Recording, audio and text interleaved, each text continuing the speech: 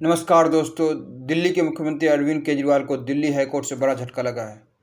Delhi high court ने शराब नीति मामले में मुख्यमंत्री केजरीवाल की हिरासत को सही ठहराया है। कोर्ट ने अपने फैसले में कहा कि ईडी ने हमारे सामने पर्याप्त सबूत किए। साथ ही बयान में देखा जा रहा है कि गोवा चुनाव में पैसे का ट्रांसफ़र किया गया है। इसके साथ ही केजरीवाल की कस्टडी बरकरार रखा और केजरीवाल अभी जेल में ही रहेंगे। और लोकसभा चुनाव से पहले आम आदमी पार्टी के लिए एक बहुत बड़ा झटका है। हालांकि आम आदमी पार्टी इसके खिलाफ अब सुप्रीम कोर्ट का रुख करेगी और सुप्रीम कोर्ट में देखते हैं वहाँ से राहत मिलती है नहीं।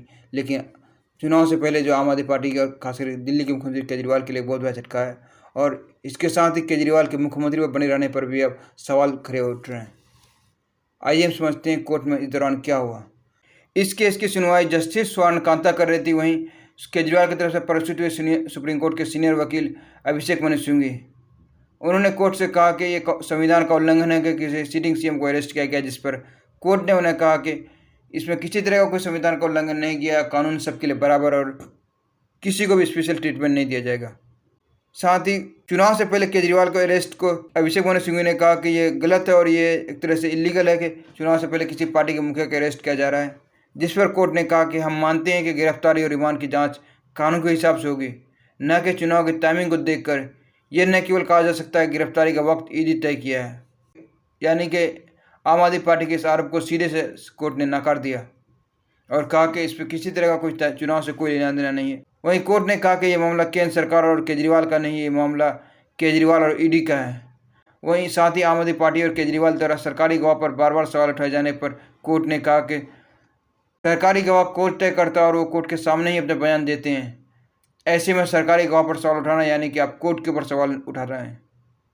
साथ ही कोर्ट ने कहा कि ईडी ने हमारे सामने दस्तावेज या सबूत पेश किए हैं, इससे साबित होता है कि ईडी ने कानून का पालन किया है।